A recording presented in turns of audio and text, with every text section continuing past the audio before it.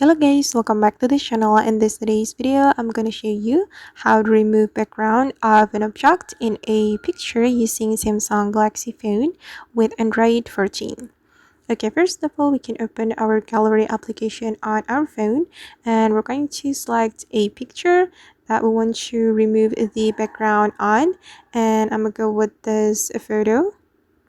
Okay, I'm going to remove the background of this photo. We can tap on the photo and we can long press on the object that we want to remove the background for, like this. Okay, and here we have some options. We can choose copy, share, save as sticker, save as image, and I'm just going to click on save as image. Okay, and now the image has been saved and I'm going to check it. We can check on the clipped images folder, this one. You can tap on this folder and this is the image or the photo that I have just removed the background on.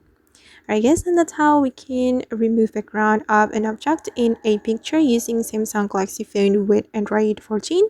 I hope this tutorial will be useful for you. Thank you so much for watching and see you in the next video.